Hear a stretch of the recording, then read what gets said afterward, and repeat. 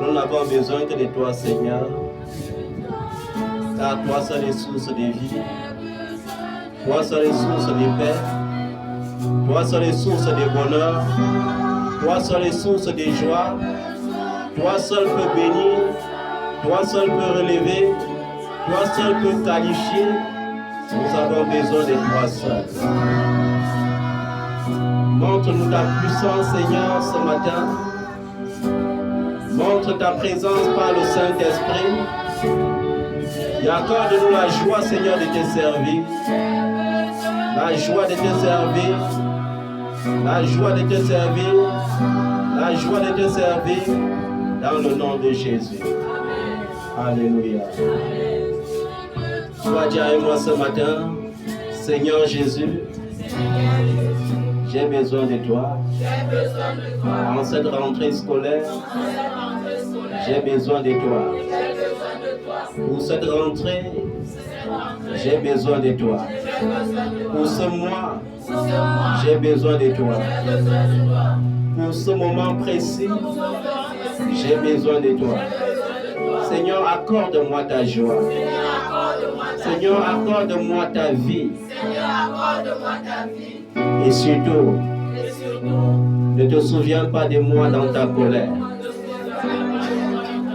Avec miséricorde, avec compassion, regarde-moi. Et pardonne-moi pour tout le temps où j'ai montré mon infidélité.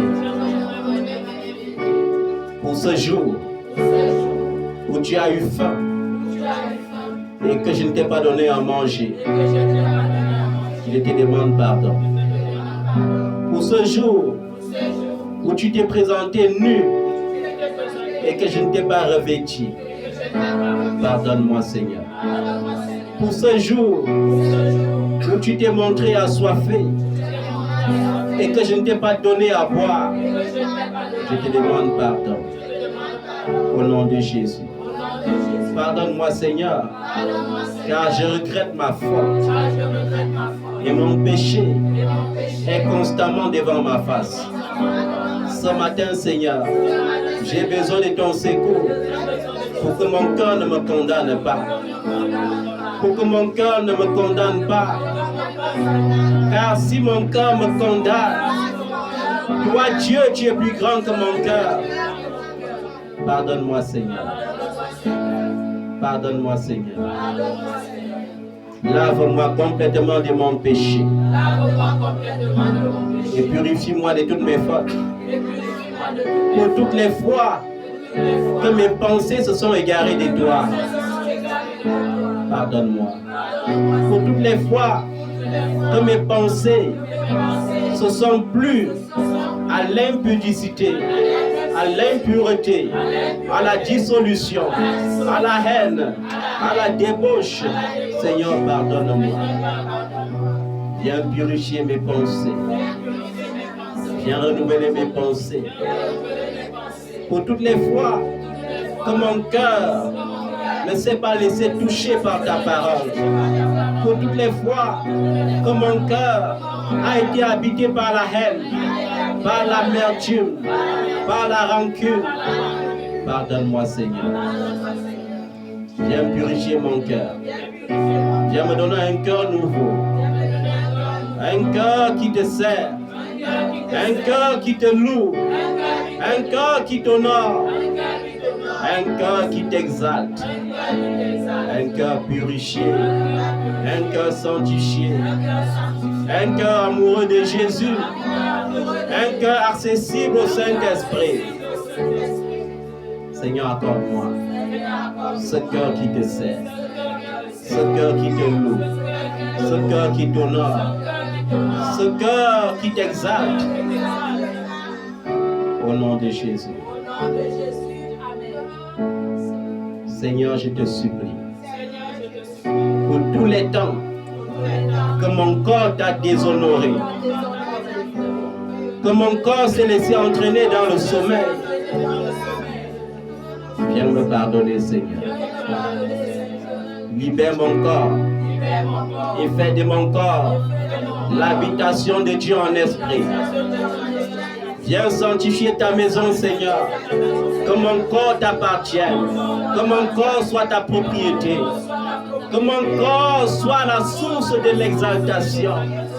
La source de la bénédiction. La source de la lumière. La source de ta grâce. La source de ta présence. Au nom de Jésus.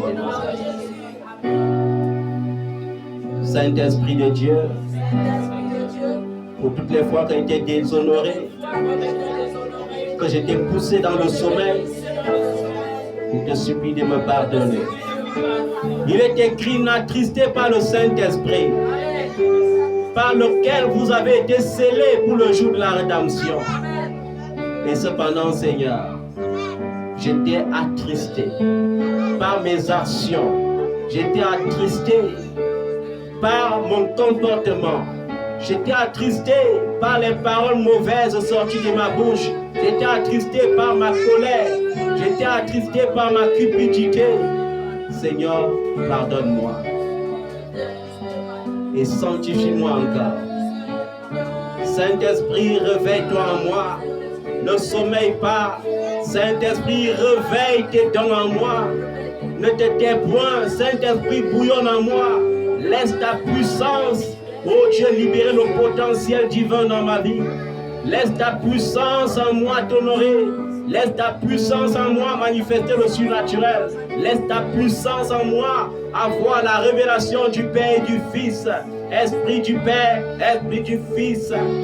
Viens, car nous avons besoin de toi. Saint-Esprit de Dieu, manifeste-toi, Esprit de Jésus-Christ, Paraclet. Nous avons besoin de toi. Saint-Esprit de Dieu, puissance de Dieu, manifeste-toi encore. Car il est écrit que tu seras avec moi et tu seras en moi. Viens, Saint-Esprit, j'ai besoin de toi. Viens me communiquer la vie. Viens me communiquer ta puissance. Viens me communiquer ton onction. Viens me communiquer ta faveur. Viens me communiquer, oh Saint-Esprit, ta présence, la présence de Dieu. Car c'est la présence de Dieu qui édifie. C'est la présence de Dieu qui donne le bonheur. C'est la présence de Dieu qui donne la vie. C'est la présence de Dieu qui exauce. C'est la présence de Dieu qui donne la stabilité. Agneau de Dieu, je t'adore. Je te donne ma vie. Je t'aime tant. Consolateur, je t'adore.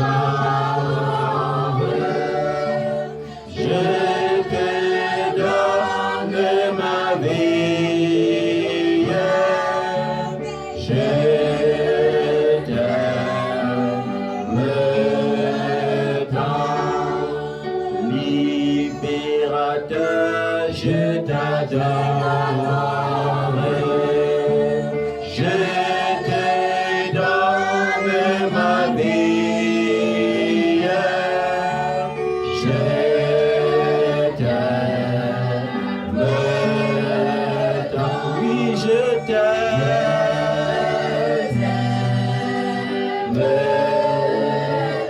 Oui, je t'aime.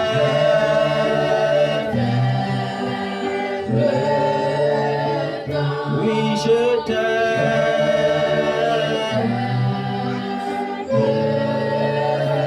Je t'aime, Saint-Esprit.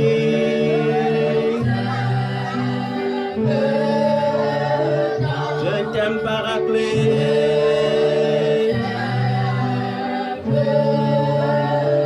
Mon consolateur, mon libérateur, ma force.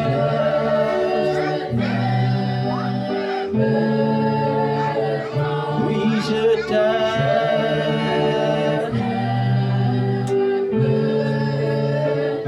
Oui, je t'aime.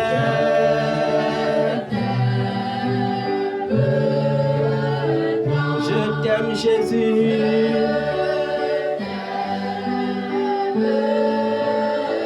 Je t'aime, mon roi.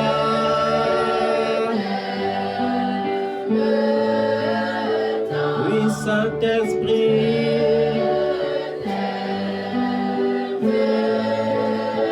Nous n'avons besoin que de toi. Rien que toi, Saint-Esprit. Paraclet.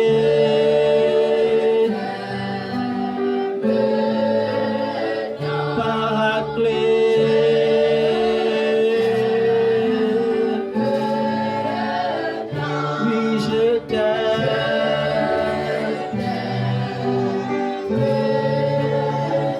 Oui, je t'aime.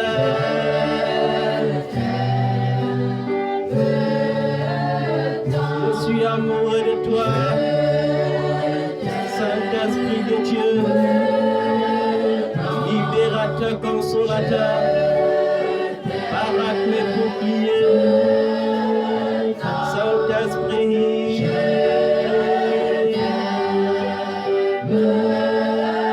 Oui, puissance de Dieu, manifeste-toi. Puissance qui donne la résurrection. Je t'aime. Est-ce que tu peux dire au Saint-Esprit que tu l'aimes? Est-ce que tu peux dire que tu l'aimes? Est-ce que tu peux ouvrir ton cœur au Saint-Esprit ce matin?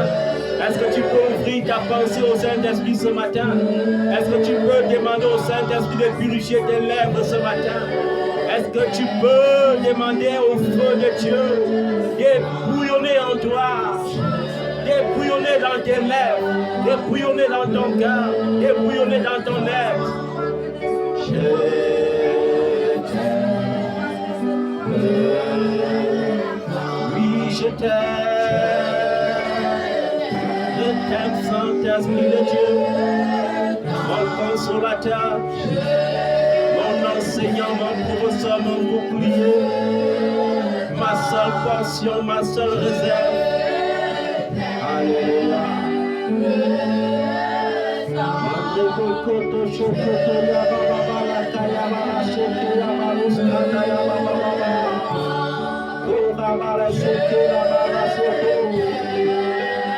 Oh, je t'aime, Saint-Esprit de Dieu. Je t'aime. Oui, je t'aime. Oui, je t'aime. Tu es ma folie, ma force. Mon obsession, c'est toi. Mon obsession, c'est toi. Alléluia. Gloire à Jésus. Gloire à Jésus. Que le Saint-Esprit soit mon obsession. Que le Saint-Esprit soit mon seul désir. Que le Saint-Esprit soit ma seule portion. Que le Saint-Esprit soit mon seul héritage. Que le Saint-Esprit soit mon seul enseignant, mon seul professeur, mon seul guide, mon seul bouclier, mon seul protecteur. La Bible dit, l'Esprit sonde de tout, même la pensée de Dieu. Et Dieu connaît la pensée de l'Esprit. Et l'Esprit connaît la pensée de Dieu. Et comme il est intercesseur, s'il devient ton intercesseur, alors sache que ta prière arrive directement au trône de la grâce, sans interférence. C'est pourquoi tu dois le rechercher. C'est pourquoi il doit habiter avec toi. C'est pourquoi il doit être ton professeur, ton enseignant, ton bouclier, ta force, ton désir. Parce qu'il y a une différence. Lorsque tu l'adores en esprit et lorsque tu l'adores en parole. Il y a une différence lorsque tu le loues en esprit et lorsque tu le loues en parole. Il y a une différence lorsque tu l'invoques en esprit et lorsque tu l'invoques avec ta propre pensée. Et qu'est-ce que la pensée de l'homme? Car dès loin les pensées de Dieu sont contraires à nos pensées. Cherche le Saint-Esprit bien-aimé. Enracine-toi dans le Saint-Esprit. Au nom de Jésus. Amen. Reprends Amen par des cris de joie. Reprends Amen par l'acclamation. Des cris de joie. Car Jésus-Christ est le Seigneur. Alléluia. Je veux te dire une vérité ce matin. Dis avec moi, Jésus est mon défenseur. Jésus est mon défenseur. Jésus est ma force. Jésus est ma force. Jésus est mon bouclier. Jésus est mon bouclier. Alléluia. Amen. Le petit message de ce matin est intitulé « La bénédiction se trouve surtout dans la discipline ». Dis avec moi, la bénédiction se trouve. La bénédiction se trouve Surtout dans la discipline. surtout dans la discipline. Tu as beau jeûner, tu as beau prier, si tu n'es pas discipliné, tu n'auras rien. Il y a les chrétiens qui pensent que Dieu exauce parce qu'on a trop jeûné. Dieu exauce parce qu'on prie beaucoup. Prie, mais si tu ne pries pas dans le principe de Dieu, tu pries pour rien. Alléluia. Amen. Je vais vous dire une chose. Il y a de cela aujourd'hui 12 ans par là. 12 ans par là. J'ai connu une femme en France. Je l'ai connue virtuellement parce que physiquement, je ne l'ai jamais vue jusqu'à aujourd'hui. Et elle m'a fait comprendre une chose. En fait, l'expérience que j'ai eue avec elle m'a fait comprendre que lorsque tu sais Jésus, il faut être esclave de Jésus. Il y a beaucoup d'hommes de Dieu qui sont esclaves des hommes. Qui sont comment? Esclaves des hommes. C'est Jésus le style que personne n'aura la pression sur toi. Personne ne peut te mettre pression. Tu dépends de Jésus seul. Est-ce que tu me comprends bien? C'est pas seulement pour les serviteurs de Dieu. C'est pour tout enfant de Dieu. Je parle des enfants de Dieu et non des chrétiens. Tout enfant de Dieu, digne de ce nom, doit avoir pour seul bouclier Jésus seul. Parce que lorsque tu sais Jésus et que les gens te donnent des exigences qui parfois ne viennent pas de Dieu, tu risques d'aller en enfer. Pourquoi certains chrétiens tombent dans ce piège? Pourquoi certains serviteurs tombent dans ce piège? Parce qu'ils pensent que Dieu ne bénit pas. Moi, je crois en un Dieu qui bénit. Qui croit en ce Dieu qui bénit, lève la main. Moi, je crois en ce Dieu qui bénit. Je crois en ce Dieu qui te fait quitter des zéros à héros. Je crois en ce Dieu qui a dit, moi l'Éternel, je fais sortir le pauvre et l'indigent du fumier et je le fais asseoir à la table avec les grands. Moi, je crois que je vais m'asseoir à la table avec les grands. Qui croit ça ce matin, lève la main. C'est fait dans ta vie. C'est comme ça que la vraie prophétie se passe. On n'a pas besoin de dire, viens s'aimer 10 000 et tu vas t'asseoir le ministre demain. Non, moi je suis convaincu que si tu sèmes ta foi, c'est-à-dire si tu crois. Si tu crois, tu vas t'asseoir à la table avec les grands. C'est tout ce que Dieu veut. Est-ce que tu crois? Emmanuel, je vais te foutre. Si tu crois, tu vas t'asseoir à la table avec les grands.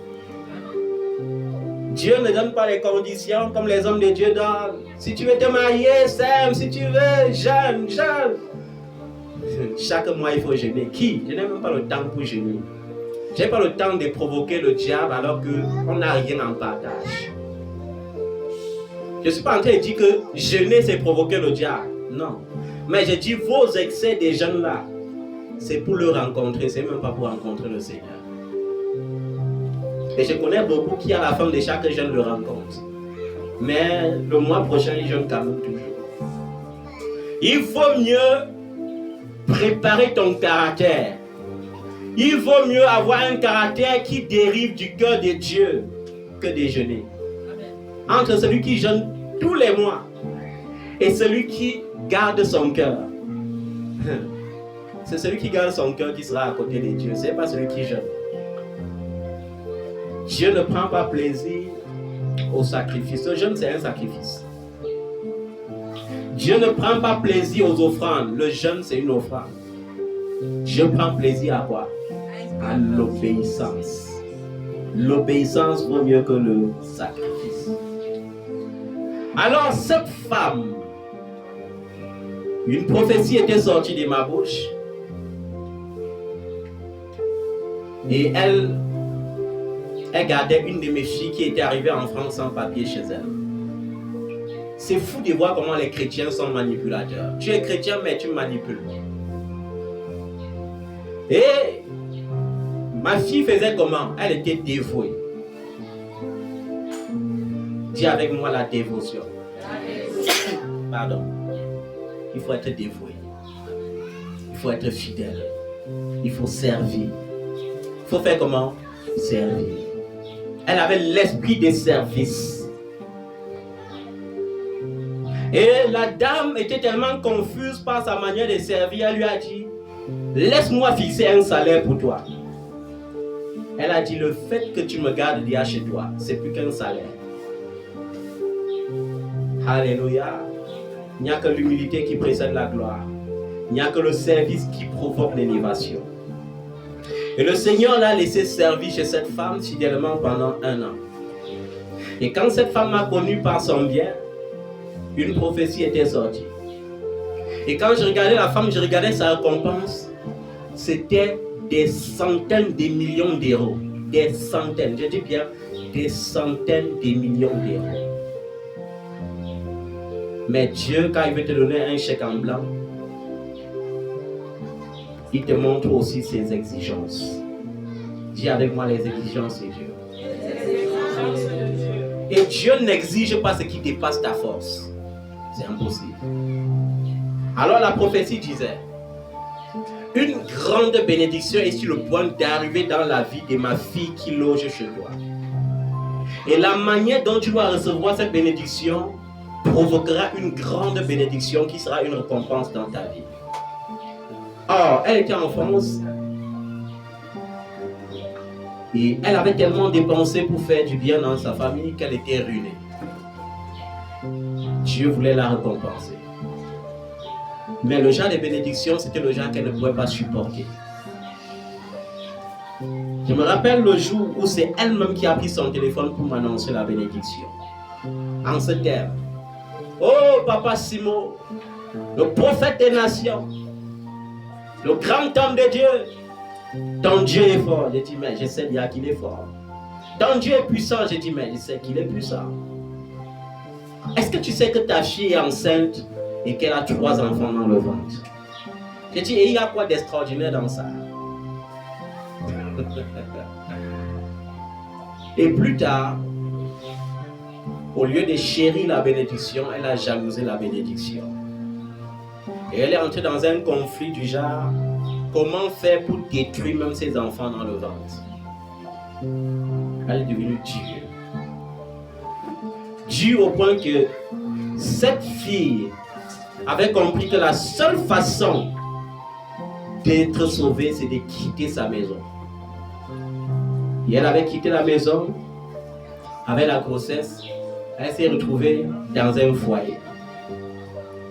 Et la femme m'a caché cela. Chaque jour quand elle appelle, elle me dit, comment va ma fille? Elle va très bien. Après ça, elle a dit, certainement il va voir que c'est moi qui ai déjà l'argent. certainement il va voir que c'est moi qui peux le faire venir en France. Il doit me choisir, il doit oublier cette pauvre fille qui est sans papier en France. Je vais vous dire une chose. Dieu choisit là où il y a la vérité. Un homme de Dieu ne choisit jamais quelqu'un par rapport à son argent. Il choisit quelqu'un par rapport à sa foi. Elle voulait donc m'imposer cela. Et la stratégie, c'était quoi? C'était de me couvrir des cadeaux. De faire comment? De me couvrir des cadeaux. Parce que la vérité, il ne faut pas être ingrat. C'est que chaque année, cette femme m'envoyait au moins 3 valises au Cameroun. Il ne doit pas être ingrat. La vérité, c'est que mon premier ordinateur, c'est elle qui avait acheté. La vérité, c'est que la première personne qui m'a fait prêcher en ligne, c'était elle. La vérité, c'est que la première personne qui m'a donné les premiers zéros dans une enveloppe expédiée, c'était elle. Et je vous assure que c'est ça qui la sauve. Quand je dis sauver, ça veut dire que quoi? La Bible dit, devant Dieu, il n'y a pas d'acception des personnes, il n'y a pas de favoritisme. Et alors, quand elle a vu que sa stratégie ne marchait pas, elle m'a appelé et elle a été directe. Elle m'a dit, je t'ai mis en contact avec plusieurs personnes en Europe. Si tu ne marches pas comme je veux, je les déconnecte tous de ton ministère. Et je lui ai dit, je te mets au défi. Tu peux les déconnecter dès maintenant. Et je vais même te faciliter la tâche. C'est moi qui vais les déconnecter. Il y a une chose que j'ai appris avec le Seigneur, la discipline et la loyauté. À chaque fois qu'un chrétien me fait le chantage, je me déconnecte de toi et je te déconnecte avec tout ce que tu as apporté dans mon ministère. C'est ça la loyauté envers Christ. Et je me rappelle, elle m'avait fait ce chantage et après j'ai vu sur Facebook, les gens ont commencé à me bloquer, à me bloquer, à me bloquer, à me bloquer, à me bloquer. J'ai dit, ça me facilite même la tâche. Il y avait tellement de malédictions dans vos vies. C'était même beaucoup de travail pour moi. Et après cela, elle a vu que ça ne me rendait ni froid ni chaud. J'étais égal à moi-même. La loyauté n'est pas l'orgueil. Alors elle est passée par une autre vitesse supérieure. Elle a commencé à contacter les prophètes, qu'elle se disait être les grands prophètes, pour me maudire. Et elle s'est mise dans un jeûne terrible en disant qu'elle veut jeûner jusqu'à ce que Dieu me tue. Comment Dieu peut tuer son élu? Ça, vous expliquez ça comment? Et j'ai compris l'ardeur de la possession. Je vais vous dire une chose. Quand la bénédiction est proche, les gens te font le chantage. Quand la bénédiction est proche, le diable envoie ses serviteurs et ses servants pour te proposer les miettes et t'empêcher d'entrer dans la gloire. Ne tombe pas dans ce piège. Reste discipliné. Reste comment? Discipliné. La première et la seule fondation de la discipline, c'est quoi? C'est l'amour. C'est quoi? C'est l'amour. Et pendant qu'elle priait pour moi, pendant qu'elle priait contre moi, je priais pour elle. C'est ça l'amour. Je me souvenais seulement du bien qu'elle a fait à ma fille et du bien qu'elle m'a fait. Pendant qu'elle priait pour moi, contre moi, je priais pour elle. Et un jour, elle a osé avouer cela à ma fille. Quand ma fille était dans sa gloire. La loyauté voudrait que je te conduise dans ton Canaan, mais que je ne compte pas sur les biens que Dieu te donne dans ton Canaan. C'est aussi ça le sens du devoir. Certains enfants de Dieu n'ont pas encore compris ça. Tu n'as aucune obligation envers moi, mais j'ai toutes les obligations envers toi en tant que serviteur. C'est pour ça que certains parmi vous pensent parfois qu'il est flatte pour servir Dieu. Même s'il faut te flatter pour que ton âme soit sauvée, je vais le faire. C'est mon devoir en tant que serviteur. C'est aussi ça la discipline. Amen. La fondation de la discipline que Dieu exige de chacun de nous, c'est l'amour. Dans 1 Jean chapitre 4 au verset 8, la Bible dit, celui qui n'aime pas n'a pas connu Dieu, car Dieu est amour. Celui qui n'aime pas n'a pas fait comment? Connu Dieu, car Dieu est amour. Dans 1 Jean chapitre 3 au verset 15, on te fait comprendre que le contraire de l'amour qui est la haine n'est pas différent du meurtre. Si tu hais quelqu'un, tu as tué la personne devant Dieu. Je parle à ceux qui passent le temps en tant que chrétiens à garder la rancune dans le cœur. Sache que chaque fois que tu as une rancune vis-à-vis de ton frère ou de ta soeur, tu as commis un meurtre. La Bible dit dans 1 Jean 3 verset 15, car quiconque hait son frère est un meurtrier. Aucun meurtrier n'ira au paradis. Aucun meurtrier n'héritera du royaume. L'amour ne divise pas. L'amour ne fait pas quoi? Ne divise pas. Je vais parler à ces gens de chrétiens. Un jour, il y a une servante de Dieu depuis le Gabon qui cheminait avec moi. Après, elle a vu que j'étais un homme très clairvoyant. Parce que ce que les gens me critiquent le plus, c'est que quand il faut dire une vérité, même si elle est crue, je dis quand même. Par amour, je dis pour sauver les âmes. Alors, elle avait une zone d'ombre dans sa vie. Quand on parle des zones d'ombre dans la vie d'une servante de Dieu, c'est que c'est ton péché mignon que tu caches. Et qu'il faut être vraiment dans la présence de Dieu pour qu'on révèle. Parce qu'il y a certains serviteurs de Dieu ou servantes de Dieu qui ont aussi leur péché mignon qu'ils ont caché. Alors un jour, heureusement pour elle, parce que ce n'est pas malheureusement, Dieu m'a révélé son péché mignon. Et qui était un blocage dans sa vie maritale. Elle était mère célibataire. Et je l'ai appelée, je lui ai dit, ma soeur, il y a tel acte que tu as posé l'autre jour. Il faut que tu arrêtes ça rapidement. Elle a fait semblant d'écouter. Quelques jours après, elle me contacte, elle me dit, homme de Dieu, je préfère qu'on ne s'écrive plus. Comme ça là, le jour qu'on va se voir au royaume de Dieu, je lui ai dit que, qui t'a dit que quand on ne se parle plus, on va se voir au royaume de Dieu? Le même jour que tu décides qu'on ne se parle plus parce que je t'ai dit une vérité, c'est le même jour où tu signes ton contrat avec le diable. On va se voir encore au royaume des cieux comment? C'est impossible. Il y a les enfants de Dieu qui détestent la vérité. Lorsque tu les reproches quelque chose, parce qu'ils ont la haine de leur âme, ils te fuient. Mais je t'ai dit, si ta place est à la mission évangélique internationale, il faut que ton cœur supporte la vérité. Il faut que ton cœur fasse quoi? Parce que mieux tu t'accommodes à la vérité et plus vite ton miracle arrive. Plus tu acceptes de vivre à la vérité et la justice de Dieu, et plus vite tu es béni. Et quand tu es béni, c'est un repos pour le serviteur de Dieu. Mes enfants qui sont anciens savent que j'ai juste changé de méthode. Parce que la première méthode qui était la plus efficace consistait à scanner toute ta vie, scanner toute ta semaine. Tout ce que tu fais, je te dis. Si tu ne m'écoutes pas en privé, je te dis en public.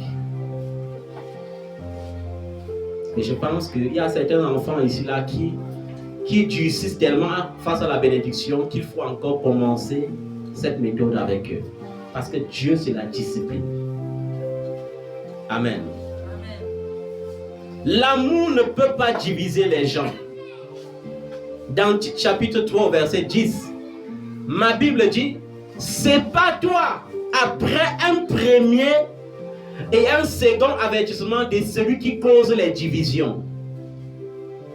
Quand tu es celui-là qui divise les gens, tu es un agent du diable.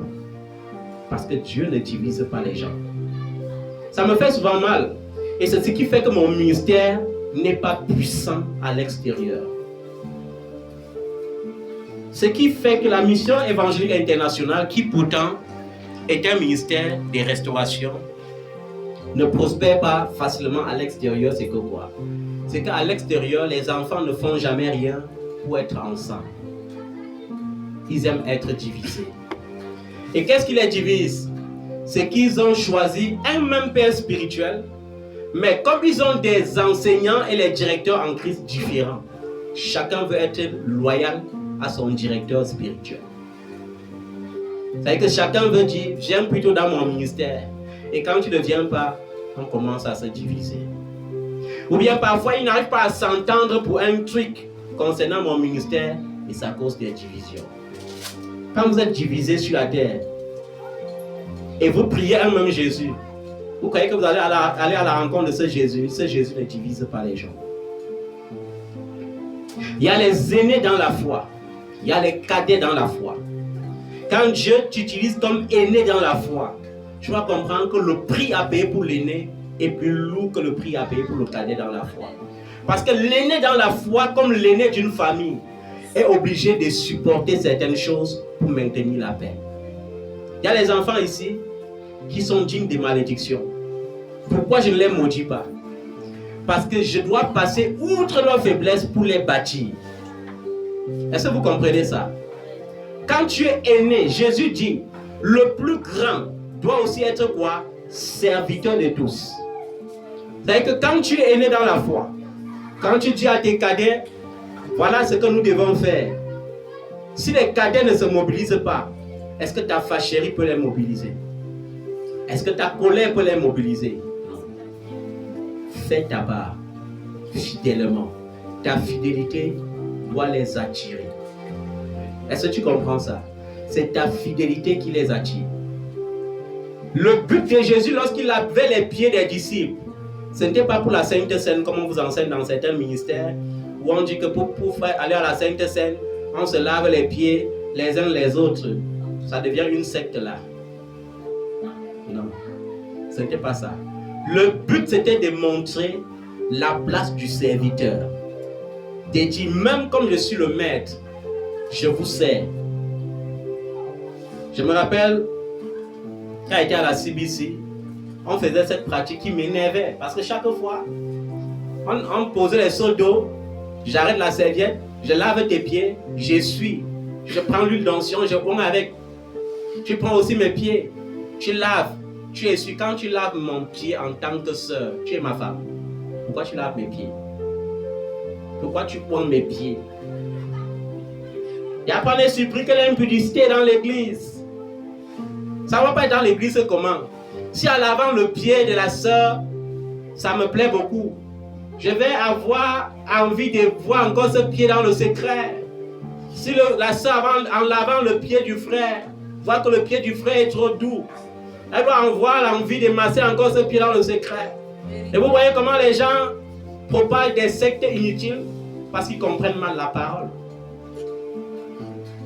À la CBC, c'était une pratique qui m'énervait. Parce que tu es en train de laver le pied de ton frère est là dans le cœur, il murmure même que pourquoi c'est sorti que c'est celui-ci qui va laver mes pieds. Et au nom de la haine, vous lavez les pieds et vous mangez la Sainte Seine. Et après vous êtes surpris que les maladies vous frappent, vous êtes surpris que la pauvreté vous poursuit. Et il y avait quelque chose qui me surprenait dans ce ministère quand même. Tous les intellectuels devenaient les zéros. Dans ce ministère, il n'y avait que le leader et sa femme qui prospéraient. Lorsque tu arrivais là-bas et que tu étais homme d'affaires, plus tu donnais ta dîme, bon, là-bas ils payaient. Plus tu payais ta dîme, plus tu devenais zéro. C'est là-bas qu'on m'avait enseigné que l'amour est centré sur les intérêts. Parce que j'avais un mentor là-bas.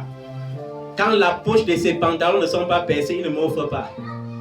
Quand ses vestes ne sont pas encore tout mangées, rongées par les cancrelats, il ne peut pas me donner. Quand les chaussures ne sont pas penchées jusqu'à... il ne peut pas me donner. C'était le genre d'amour qui se passait là-bas. Et c'était un centre de formation pour moi. Aujourd'hui, si je peux parvenir à aimer, parce que je n'aime pas encore suffisamment comme il faut, même quand certains pensent que j'aime. L'amour n'est pas comme vous croyez, l'amour n'est même pas facile. L'un des premiers critères de l'amour, c'est quoi? C'est toujours donner. Mais l'important n'est pas de donner ce qui a la valeur. Vous croyez que donner ce qui a une valeur est facile? C'est pas facile. C'est pas facile. J'ai mes lunettes, tant qu'elles ne sont pas portées 10 ans, je ne donne pas. Est-ce que ça, c'est donner? Comment j'utilise quelque chose? Quand c'est prêt à aller au recyclage, c'est là où je donne. J'ai dit, j'ai donné. Je porte les habits, c'est quand ça me plaît plus que je donne. Est-ce que j'ai donné? Je n'ai pas donné. Donner n'est pas facile, mais donner est ce qui provoque la bénédiction. Donner est ce qui provoque l'abondance. Parfois, Dieu te met devant un challenge. C'est quand tes affaires commencent à chuter que Dieu dit maintenant que il est temps, tu écoutes cette voix qui te dit, il est temps que tu bénisses mon serviteur. Mais tu commences à calculer. Dieu te met à cœur que donne ce qui est à valeur des 1000 euros pour mon œuvre. Après, tu dis toi-même, je suis d'accord. Après, tu dis que non, je peux donner même ce qui a la valeur de 100 euros. Tu es indiscipliné. Celui qui donne, amasse. Celui qui amasse, s'appauvrit. La discipline. Être discipliné, c'est savoir traiter son caractère. Alléluia. Traiter quoi? Son caractère. Parce que ton premier ennemi, ce n'est pas le démon. Ton premier ennemi, ce n'est pas le diable. Ton ennemi redoutable n'est pas le sorcier. Le sorcier, c'est que Jésus l'a vaincu à la croix. Le diable n'a même pas besoin que tu lui rappelles ça. Il sait qu'au nom de Jésus, tout genou fléchira. Mais il y a quelque chose en toi qui n'aime pas fléchir les genoux. Ton ego. Il y a quelque chose en toi qui n'aime pas fléchir les genoux devant le nom de Jésus. Ton ancienne nature. C'est pour ça qu'on parle de nouvelle naissance. Est-ce que tu es transformé? Est-ce que ton intelligence est renouvelée? Quand toi-même tu te surprends en train de te quereller, jusqu'à il y a les gens qui viennent vous voir comme si on voyait un film en direct. Toi-même ça te fait comment en tant que chrétien? Ça te fait comment? Parce qu'il y a les chrétiens qui causent le spectacle. Ce n'est pas un spectacle qui sont en train de faire le miracle. Le miracle qu'ils savent faire, c'est faire quoi? Se quereller et s'engueuler. Les païens viennent vous voir. Après, vous vous plaignez que les païens ne se convertissent pas. Les querelles sont la dérivée de la colère. Et la colère ne fonctionne pas avec l'Esprit de Dieu. Règle ton caractère. J'avais déjà prêché sur le caractère, mais si je reviens sur ça, c'est parce que je vois que c'est ça qui bloque les enfants de Dieu. Tu es là, au lieu de blâmer ton caractère, chaque nuit, tu cries sur les démons qui n'existent pas. Au lieu de régler ton caractère, chaque mois, tu jeûnes pour les démons qui n'existent pas. Quand tu jeûnes avec un sale caractère, selon Isaïe 58, tu attires sur toi quoi? Le joug de la servitude. Quand tu jeûnes sans avoir un caractère qui plaît au Seigneur, qui concorde avec l'Esprit de Jésus-Christ, à la fin de ton jeûne, tu récoltes la colère de Dieu. Est-ce que tu sais ça? Il vaut mieux ne même pas jeûner quand tu sais que tu es en accord avec Dieu que d'essayer de jeûner. L'une des choses que j'ai appris à faire avec Dieu, parce qu'il y a la crainte de Dieu. La crainte de Dieu n'est pas la peur de Dieu. Mais nous, les serviteurs de Dieu, quand ça ne va pas, nous, on a plutôt peur de Dieu. La peur de Dieu, ce n'est pas la crainte de Dieu. Tu sais pourquoi on a peur? Parce que si tu l'approches mal à ce moment-là, il va te tuer. Quand vous voyez David dans la Bible, l'homme selon le cœur de Dieu, Uza a touché l'arche de Dieu. Qu'est-ce qui s'est passé? La Bible dit que Dieu l'a frappé de mort subite. Il est tombé, il est mort. Et ce jour-là, David n'a pas eu la crainte de Dieu, il a eu peur de Dieu. Et les gens vont se dire, comment quelqu'un veut protéger l'arche de Dieu? Dieu le tue. Est-ce qu'on protège Dieu? Lui voyait l'arche comme ça, les yeux physiques. Il voyait l'arche, comment l'arche se penchait pour tomber. Et la Bible dit qu'il est venu soutenir l'arche. Est-ce qu'il était sacrificateur pour aller toucher à l'arche? Tu ne peux pas toucher à... Dieu est discipliné même dans sa colère. C'est pourquoi j'expliquais hier que Dieu ne connaît pas si tu es le frère, la soeur, la femme, le petit frère, le cousin de l'homme de Dieu. Il dit, ne touchez pas à mes oins. Le jour que Moïse a pris une seconde femme, et qui d'ailleurs n'était pas israélite, qui d'ailleurs n'était pas juive, elle était éthiopienne. Est-ce que c'est le peuple qui l'avait calomnié en premier? C'est son grand frère et sa grande sœur, Myriam et Aaron, qui sont allés à Dieu quelque part, dit que le grand frère là, c'est tout l'ancien là. Le gars est dans l'erreur grave. Comment il peut prendre une femme étrangère? Mais qu'est-ce que Dieu dit? Aaron, toi là qui dis que tu es mon prêtre. Myriam, toi qui dis que tu es ma prophétesse là. Est-ce qu'elle était y a parlé face à face comme je parle avec mon serviteur Moïse? Et vous osez critiquer mon serviteur. Et la Bible dit que quoi? À l'instant T, il a frappé Myriam de la lèpre. Et Aaron, il a promis la mort. Et quelqu'un me disait, pourquoi il n'a pas frappé Aaron immédiatement? Parce qu'Aaron était souverain sacrificateur. Le sacerdoce le couvrait. Dieu est discipliné même dans sa colère. Dieu veut que tu sois discipliné. Mets-toi en colère contre ton caractère. Mets-toi en colère contre ton péché. Et laisse les démons tranquilles. Ils savent que Jésus les a vaincus. Depuis 10 ans, depuis 15 ans, tu fais les combats spirituels. Au nom de Jésus, toi sorcier, qui bloque. C'est quel genre de sorcier qui est tellement têtu au nom de Jésus qu'il ne débloque pas depuis 10 ans? C'est ton caractère qui te bloque. Le démon là t'avait écouté depuis le premier jour que tu avais dit au nom de Jésus. Est-ce que tu sais ça? Mais il faut que ton caractère fléchisse. Quand tu es indiscipliné, Jésus devient seulement ton Seigneur. Non, il devient seulement ton quoi? Ton Sauveur. Il n'est pas ton Seigneur. Les gens qui ont Jésus seulement comme Sauveur sont les gens qui appellent Jésus quand rien ne va. Quand le commerce baisse. Jésus, oh, c'est cool, mes clients ont disparu. Oh. Tu es mon Sauveur. Quand les clients reviennent et que l'argent vient. Argent, oh, mon compte bancaire rempli, toi, tu es mon Seigneur. Tu es mon Seigneur. Jésus dit, mon enfant, fais comme ça. Non, tu n'es pas mon Seigneur. Tais-toi. Attends encore quand il va avoir besoin de toi, il va encore t'appeler. Il y a les chrétiens qui sont comme ça.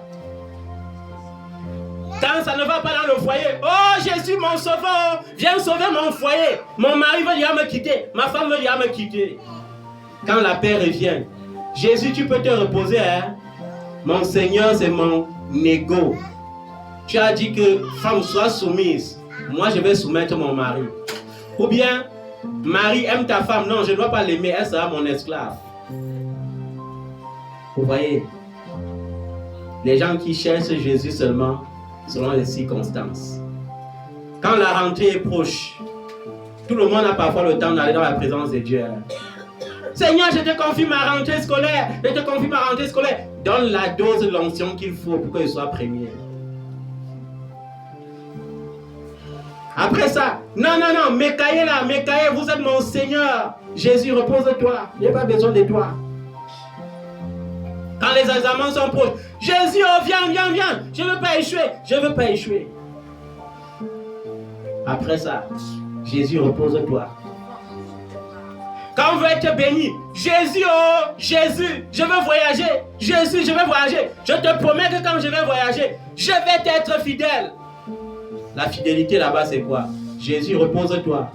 Je veux saturer mon WhatsApp tous les jours. Tu vois, c'est un pays étranger.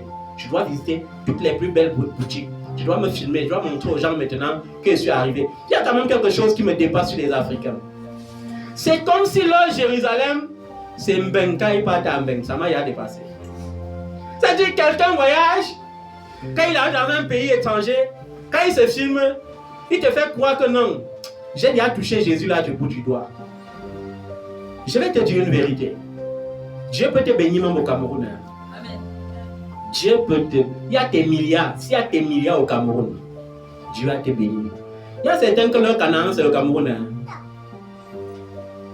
Dieu ne te bénit que lorsque tu es discipliné. Ça veut dire que quoi? Être discipliné, c'est quoi? Je suis dans les règles. Bien, des deux. Je suis là où il faut que je sois. Dieu ne peut pas te bénir là où il ne te rencontre pas. C'est impossible. Donc les gens qui prient leur miracle, c'est que j'arrive au Canada, j'arrive en France, j'arrive en Belgique, et là j'ai trouvé Jésus là, tu manques. Et c'est ça qui me fait croire que le blanc est supérieur au noir. Parce que quand tu pars dans son pays, tu trouves son pays comme étant déjà ton paradis, au point d'oublier le Seigneur ton Dieu. Au point, il y a certains qui arrivent à mais ils oublient Jésus. Hein. Mais je rends grâce à Dieu pour mes enfants. Ils vont rester scotchés à Jésus. Pour moi-même, c'est même by fire, by force. Parce que quand ça ne va pas, hein, je prie pour que tu rentres dans le système de Jésus. Je prie. Jusqu'à toi, tu comprends que même ton argent ne peut pas te sauver. Est-ce que tu comprends ça? Parce que mon but n'est pas seulement de te voir épanoui dans ta vie physique.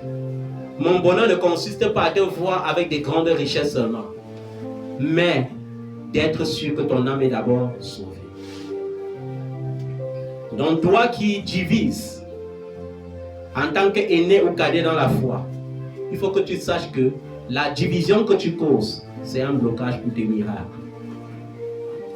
Jésus a dit quoi? Quand on lit le sermon sur la montagne, il y a quelque chose qui m'a attiré mon attention. Heureux les artisans de paix, car ils seront quoi? Fils de Dieu. Heureux les artisans de paix, car ils seront fils de Dieu. Donc si tu veux être fils de Dieu, il faut être un artisan de paix. Et il dit souvent à quelqu'un que quoi?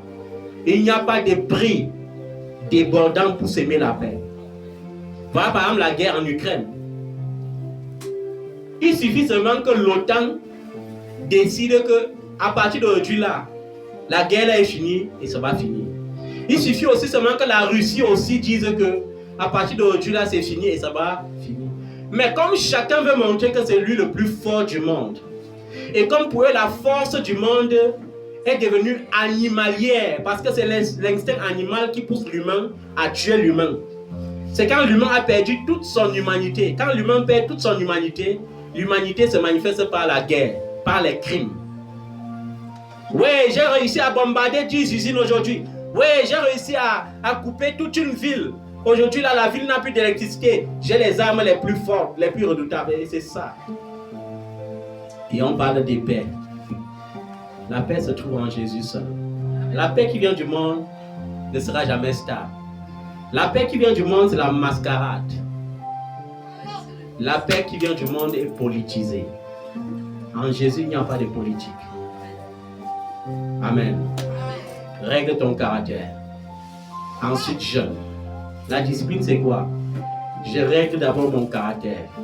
La discipline, c'est quoi? La Bible dit que si je dois apporter mon offrande devant Dieu, il faut que je m'assure d'abord que je suis en paix avec mon prochain. Parce que chaque fois que tu apportes ton offrande dans la maison de Dieu et que ton cœur n'est pas en accord avec ton prochain, tu viens attirer la malédiction sur ta vie. Et j'ai dit, même le jeûne, même la prière, ce sont des offrandes qu'on fait à Dieu. Moi, par exemple, quand je vois qu'il y a quelque chose qui me perturbe, je ne prie plus. Je ne prie plus, mais le diable ne peut pas me toucher.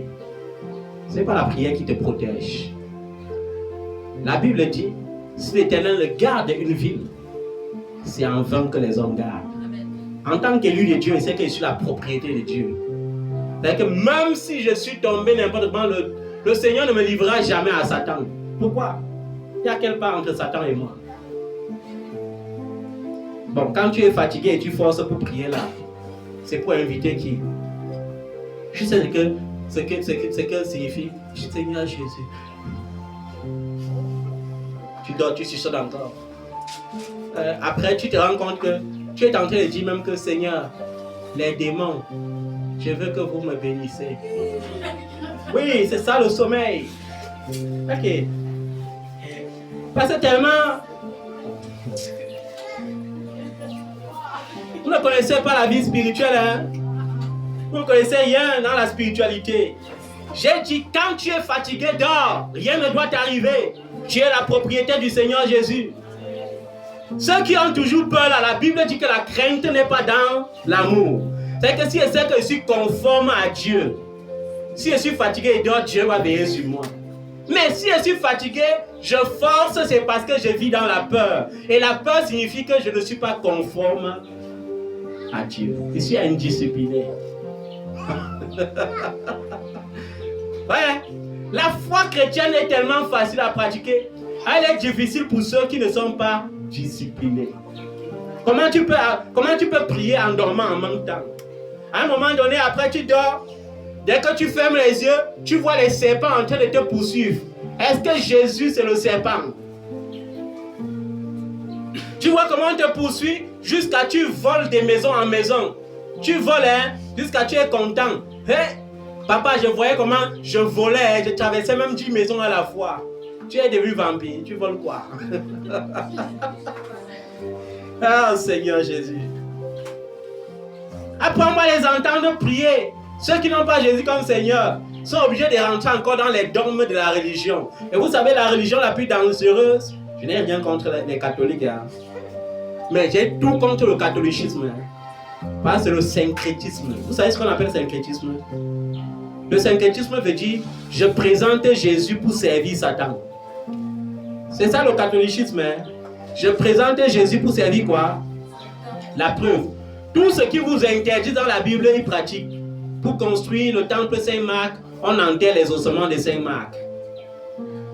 Ce n'est pas le culte des morts. Le jour de la croix des cendres là, on écrase les os calcinés. On dit que c'est la cendre, on met sur vos fronts. Ce n'est pas le culte des morts. Ce n'est pas la magie. Ce n'est pas la sorcellerie.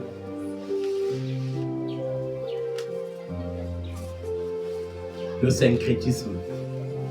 Et c'est ça, les chrétiens qui n'ont pas connu le véritable. Au lieu de dire Saint-Esprit, j'ai confiance en toi, ils disaient j'invoque l'ange maintenant, l'ange de la protection. Tu es qui pour invoquer l'ange de Dieu? J'invoque l'ange du miracle, l'ange des finances, l'ange de la beauté. Vous voyez comment les enfants sont tellement devenus fous par manque de connaissances. Ils disent du n'importe quoi, même les choses qu'ils ne comprennent pas. Toi qui invoques l'ange là, si l'ange vient, est-ce que tu sais que tu vas entrer dans le coma? Tu ne savais pas ça? Montre-moi quelqu'un qui a vu l'ange dans la Bible et qui n'a pas été troublé en dehors de Jésus qui est le maître des anges. Il y a qui dans la Bible là, quand tu lis, il était trop à l'aise avec les anges. Le père de Samson a dit quoi? Quand il a vu l'ange, il a dit, oh, c'est fini pour moi, donc je vais mourir. Parce que j'ai vu Dieu. Vous croyez que c'est facile, hein? Parce que vos prophètes vous disent tous les jours, j'ai vu l'ange. Ils voient même quel ange?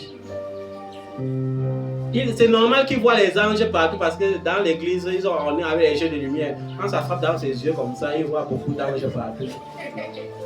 J'ai vu l'ange, mon ange est venu, mon ange a fait ceci, ton ange. Un enfant qui est sage dans l'esprit dit, il ne dit pas j'invoque l'ange.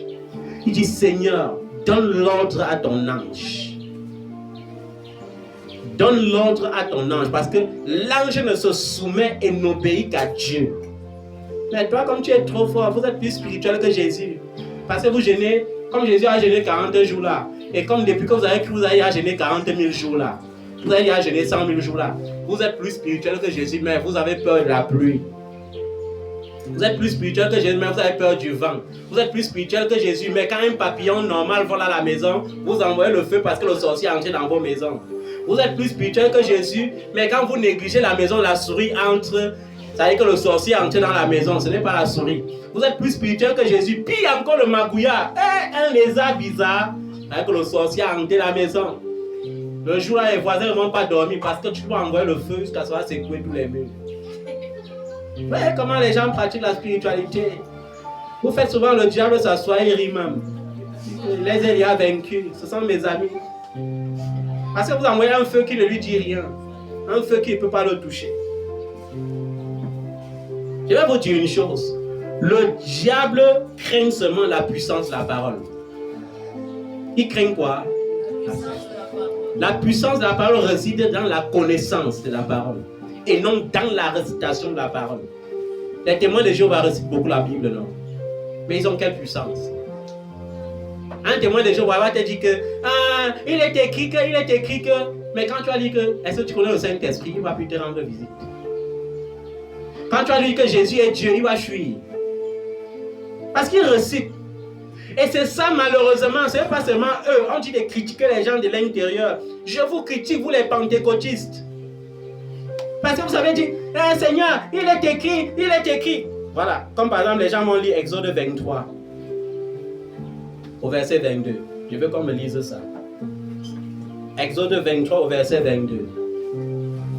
Quand les gens lisent ça, au lieu de comprendre qu'il y a les exigences, il y a une discipline cachée dans ça, il y a une condition cachée dans ça, les pentecôtistes vont se lever et commencer à réciter toute la Bible. Seigneur, il est écrit que je serai la tête et non la queue. Seigneur, il est écrit que je serai le premier et non le dernier. Je confesse, je déclare que je suis premier. Tu confesses, hein?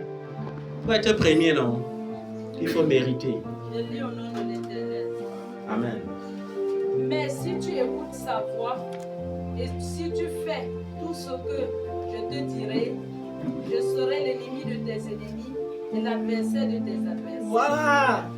Vous avez vu, chaque bénédiction, chaque grand miracle est caché par un si. Est-ce que tu comprends ça? C'est caché par quoi?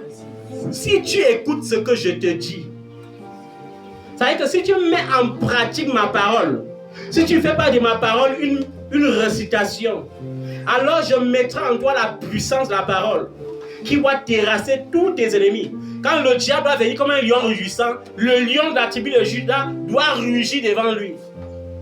Ah, les enfants de Dieu, j'aime quand ils font ces conneries. Ils sont là avec la reine dans le cœur. Après, ils disent, Seigneur, tu as dit dans ta parole, garde le silence et l'Éternel combattra pour toi. Garde le silence dans le péché, voir. Il va t'humilier. Garde le silence pour que l'Éternel combatte pour toi, c'est quand tu es dans la discipline. Alors à partir de ce moment-là, quand tu gardes le silence, le Seigneur combat pour toi parce qu'il sait que tu es dans sa justice. Si tu fais ce qu'il te dit, alors je serai l'adversaire de tes adversaires et l'ennemi de tes ennemis. Oh, j'aime mes chers frères pentecôtistes. Seigneur, je suis de la lignée d'Abraham. Tu as dit à Abraham, je te bénirai. Je bénirai tes enfants de génération en génération. Ok. Abraham a marché dans l'obéissance. Est-ce que tu es dans l'obéissance? Les pentecôtistes aiment prendre la partie qui ne les plaît pas, ils mettent ça dans la poche. Ils lisent la partie qui les plaît, ils citent ça. Le diable rit quand tu dis ça parce que ça n'a aucune puissance. Il te voit exactement comme les enfants voient TikTok. Il voit un dessin animé en train de gesticuler devant lui et il rit. Et il t'humilie encore davantage. Seigneur, tu as dit dans ta parole, je serai l'adversaire de tes adversaires. Tu oublies, il a dit si tu écoutes ce que je te dis. Mais toi-même, tu sais que tu n'écoutes pas ce que Dieu te dit. Et tu pas dit au diable que je t'attaque, je te livre la guerre. Il va te ridiculiser. Le diable n'a pas peur de la récitation de la parole. Il a peur de la puissance de la parole. Quand il a dit à Jésus, il est écrit, Jésus a répondu, il est écrit, ce n'était pas une récitation. C'était une puissance. Est-ce que toi, tu es dans la puissance? Ou dans la récitation? Parce que ceux qui vivent dans le syncrétisme, la Bible les compare à qui? Aux gens qui apprennent chaque jour et qui ne parviennent jamais à la connaissance de la vérité. Ils sont d'ailleurs quoi? Ils sont en proie à toute forme de doctrine. Vous savez que quoi? Ils n'ont aucune fondation. Aujourd'hui, quand il écoute le prophète Simon l'épate. Quand il part maintenant voir nos influenceurs, vous savez que beaucoup d'hommes de Dieu aujourd'hui sont devenus malheureusement les collègues des influenceurs. Quand il part voir nos collègues influenceurs qui parlent avec la Bible, Ils deviennent scotchés sur ça. Le temps qu'il allait lire la Bible tous les jours, c'est le temps qu'il passe sur TikTok pour écouter son influenceur. Après, il prend ça, il met sur son statut et il est tranquille.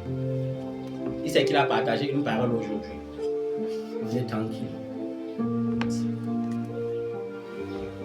Il y a des gens qui ont fait des hommes de Dieu influenceurs leurs idoles. Chaque jour, j'écoute quand même un peu mon idole. Et j'aime mes frères camerounais parce que leurs vrais pasteurs sont soit les Congolais, soit les Nigérians. Malheureusement, il n'y a pas Dieu au Cameroun. Bon, il y a Dieu au Cameroun si et seulement si l'homme de Dieu a toujours une belle cravate. Si et seulement si l'homme de Dieu a les gardes du corps. Si et seulement si l'homme de Dieu a une grosse voiture. Même si les gens souffrent à l'église. Oh Seigneur, donne à ton peuple d'être discipliné. Tu as besoin de la discipline. Laisse le diable là où il est. Il connaît que Jésus l'a vaincu à la croix. Laisse les démons tranquilles. Quand tu dis au nom de Jésus, ils sont même déjà à terre. Mais ton caractère, fais en sorte que ton caractère reçoive Jésus-Christ comme Seigneur et Sauveur. Fais en sorte que tes pensées reçoivent Jésus-Christ comme Seigneur et Sauveur. Il y a des enfants qui font les rechutes chaque jour. Ils n'allaient même pas faire une rechute. Mais à force de visionner les vidéos sur TikTok, YouTube, parce qu'ils sont très diplômés en ça, ils finissent par penser à une ancienne relation et ça réveille le désir des relations en lui. Même celui qui n'avait pas de relation, ça crée l'envie d'avoir une relation. Dimanche prochain, par la grâce de Dieu, on va prêcher sur ce genre de choses. Sur ce qui se passe dans l'église aujourd'hui. Le règne de l'apostasie. C'est pour ça qu'on dit garde ton cœur précieusement. Parce que tu ne gardes pas ton cœur. Garder son cœur veut dire protéger son cœur de tout ce qui peut produire la mort. Et c'est ça aussi la discipline. Donc aujourd'hui tu sais. Lorsque tu sais toi-même que ton cœur est rempli de haine et que tu es un meurtrier, tu n'as pas le droit de jeûner. Tu n'as pas le droit de prier. Tu n'as pas le droit d'apporter les offrandes dans la maison de Dieu. Toi-même tu sais ça. Parce que c'est l'amour qui est la fondation du vrai miracle. On ne parle pas de ce miracle que tu parles aujourd'hui. On donne ton voyage avec la nécromancie. On donne ton miracle d'enfant avec la nécromancie. On multiplie tes affaires à la nécromancie. Et tu crois que tu es béni. Après, tu te rends toi-même compte que tu avais semé 100 millions. Et un Dieu qui n'est pas Jésus-Christ t'a donné 1 milliard. Qui est seulement là pas pour te donner le bonheur. Qui est là pour résoudre tes problèmes. Parce que à côté de ça, on va te donner un enfant mongol. Pour t'affliger. À côté de ça, on va te donner une maladie. L'argent va servir à traiter ça. Et l'homme de Dieu ne pourra jamais produire le miracle pour guérir cette maladie. Parce que le miracle qui ne vient pas de Jésus-Christ n'est pas stable. Tout miracle dans ta vie qui n'est pas stable ne vient pas du Seigneur Jésus-Christ. La Bible dit, seule la bénédiction qui vient de l'Éternel enrichit. Il l'a fait suivre d'aucun chagrin. Toute bénédiction qui est chagrinable ne vient pas de Dieu. J'espère que tu as bien compris ce message ce matin. Mets-toi sur tes pieds.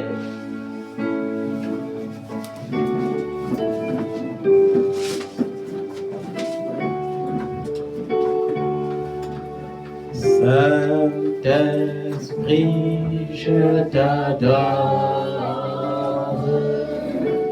Je te donne ma vie. Je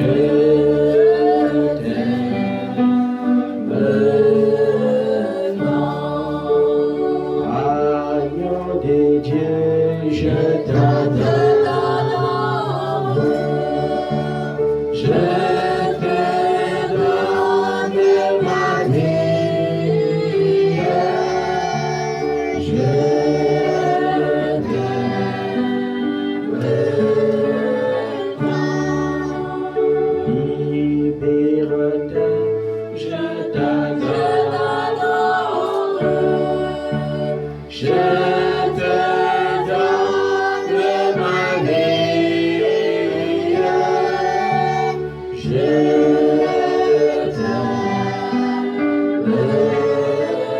Oui, je t'aime. Je t'aime, Jésus.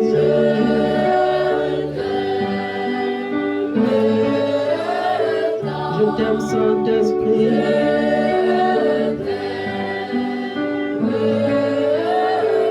Consolateur.